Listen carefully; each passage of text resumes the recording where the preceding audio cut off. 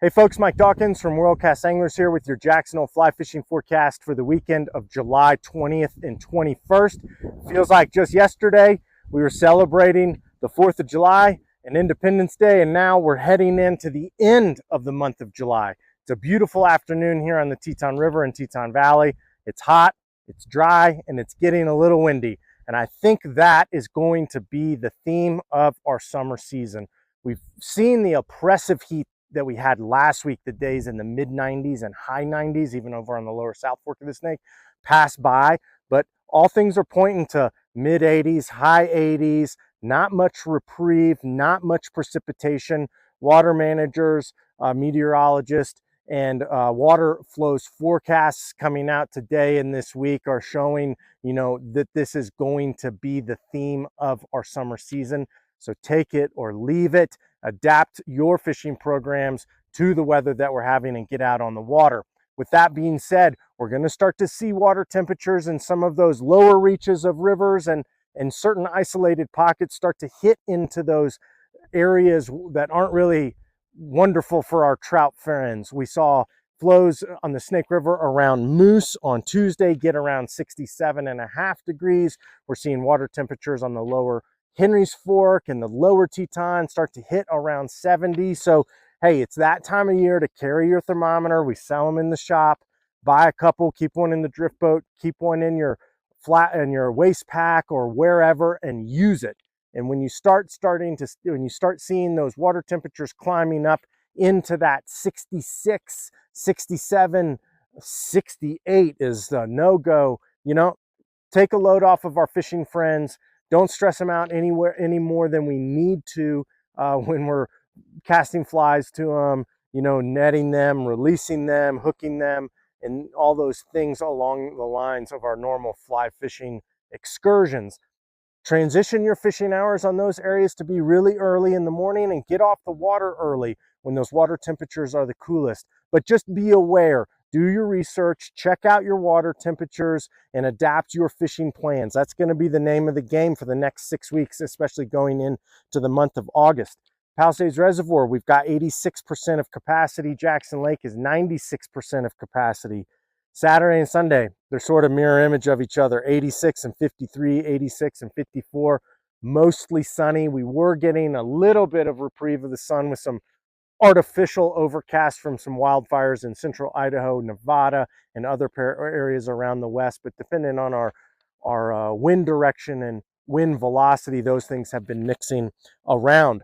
We've got our Fly Shop happy hour, $1 tall boys for those 21 and up. We've got $1 flies, 50% off our streamers. Our sale rack is 60% off, and we've got buy one, get one free hats. That's every Friday through the summer season from 4 p.m. to 8 p.m. The Teton behind me, 510 CFS, 833 CFS there on the lower river. As I noted earlier, we're starting to see some really warm temperatures on the lower river, which is somewhat normal. So look for those to be early morning periods only.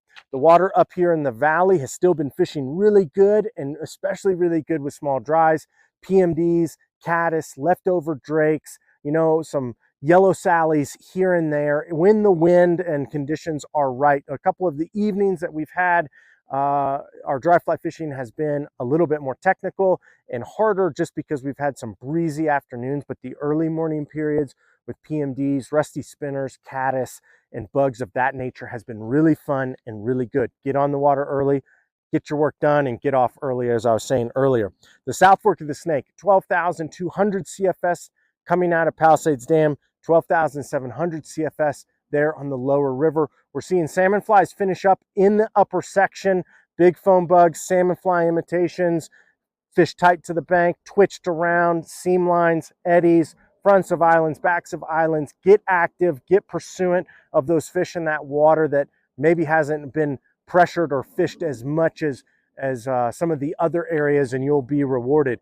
We're seeing some really good small dry fly fishing on the riffles, some of the best we've seen in the past 3, 4, 5 years. It's been awesome, it's been fun, and it's what we know and love about the South Fork of the Snake, but the fish are getting educated, so bring your A game.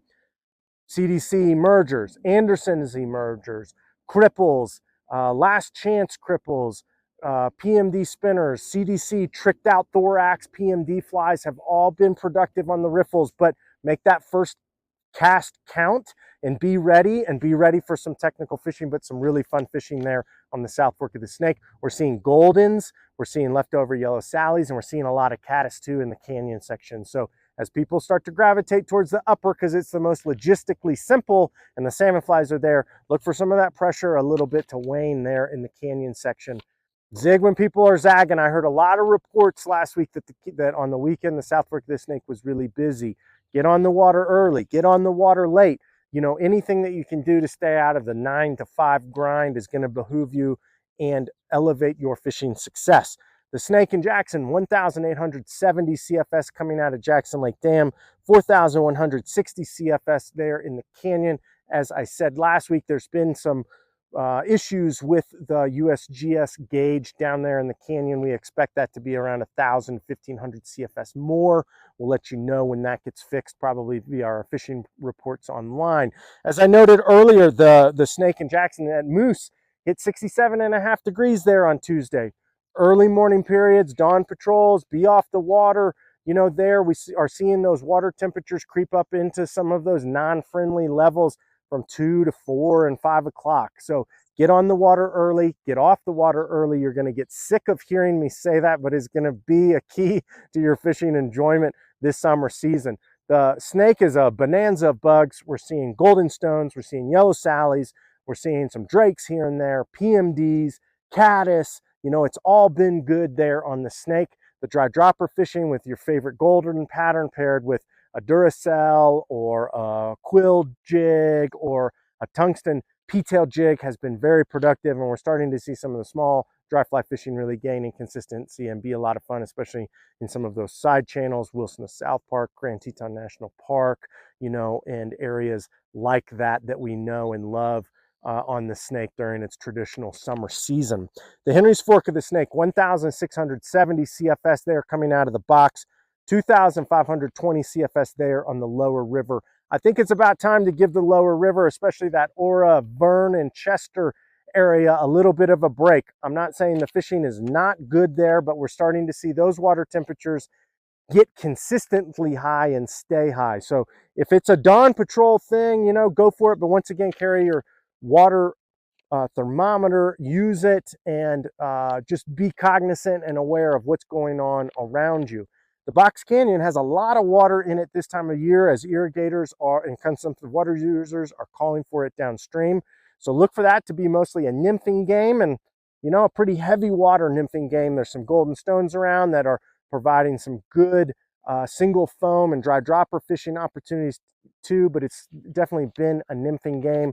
The gray drakes and brown drakes are pretty much finished on the ranch, and these higher flows are making things a little bit challenging up there. But be ready with PMD spinners, caddis, and your random drake assortment, cripples, and maybe a spinner here and there. Definitely been an early morning spinner program and a late evening program up there.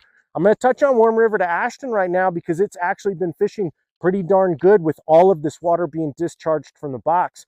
Dry dropper programs, attractors, flies and patterns of that nature have been really fun and providing, you know, some good fishing opportunities on Warm River to Ashton, where normally we would sort of have that offline with the summer heat and water temperatures and those conditions that surround this time of year. So if you're looking to do something different, check out Warm River to Ashton these next couple days. I think you'll be pleasantly surprised.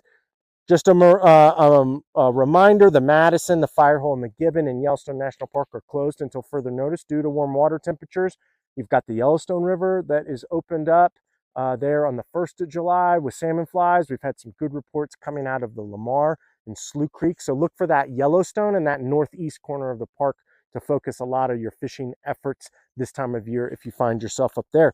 Once again, Fly Shop Happy Hour, 4 p.m. to 8 p.m.